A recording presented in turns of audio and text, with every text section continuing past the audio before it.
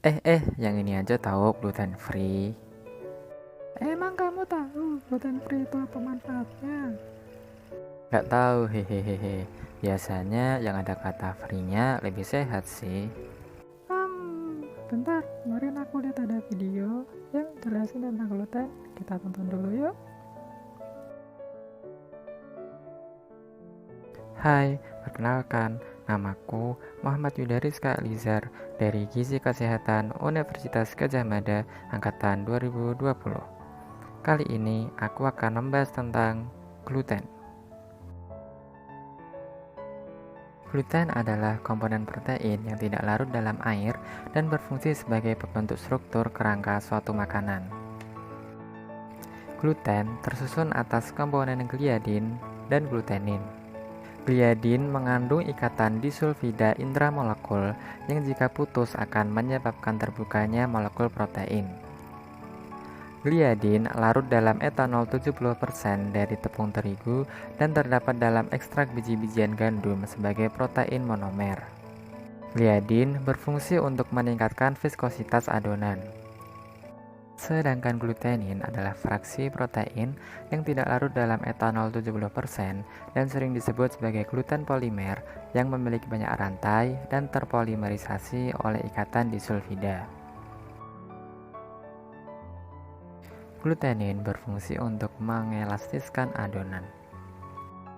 Keduanya mengambil peran penting dalam pembentukan jaringan dan kualitas akhir suatu produk. Kandungan gluten banyak terdapat dalam gandum, gandum hitam, dan selai.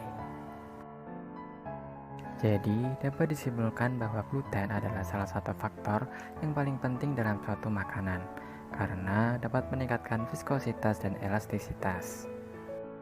Oleh karena itu, biasanya gluten banyak ditemukan dalam tepung terigu yang digunakan sebagai bahan dalam pembuatan roti, mie, pasta, puff pastry, dan donat. Namun, ada sebagian orang yang tidak dapat mengonsumsi makanan yang mengandung gluten. Contohnya seperti orang yang menderita celiac disease, dermatitis herpetiformis, gluten ataxia, wheat allergy, dan non-celiac gluten sensitivity atau NCGS. Lalu, apakah orang yang menderita penyakit tersebut tidak bisa menikmati roti, mie, pasta, puff pastry, dan donat? Tenang, mereka masih bisa menikmati makanan-makanan tersebut, tetapi ada bahan yang harus diubah agar menjadi makanan gluten free. Pada makanan gluten free, tepung yang digunakan bisa berasal dari pati seperti singkong, tapioka, jagung, kentang, dan kacang.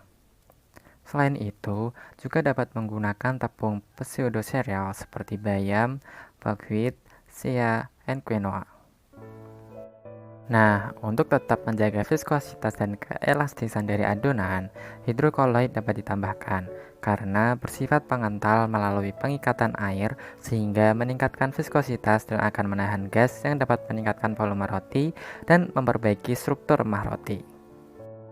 Enzim juga ditambahkan untuk menginduksi pembentukan ikatan silang di antara polimer yang ada dalam produk sehingga memicu pembentukan jaringan yang mirip dengan makanan yang mengandung gluten.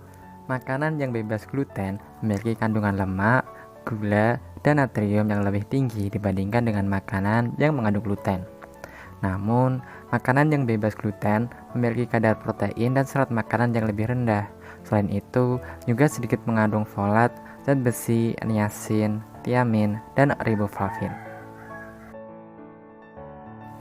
Tapi aku pernah dengar deh, katanya diet bebas gluten itu bisa buat nurunin berat badan. Itu masih mitos ya sobat. Sampai sejauh ini belum ada penelitian yang menyatakan bahwa diet bebas gluten itu bisa menurunkan berat badan. Justru di beberapa penelitian menunjukkan bahwa diet bebas gluten dapat meningkatkan berat badan. Oleh karena itu, jika ingin menurunkan berat badan, tidak dianjurkan untuk melakukan diet bebas gluten. Jadi, makanan gluten free tidak dianjurkan untuk dikonsumsi oleh orang yang sehat, Kalaupun ingin dikonsumsi, harus berhati-hati terhadap kekurangan makronutrien dan mikronutrien yang tidak terkandung dalam makanan gluten free.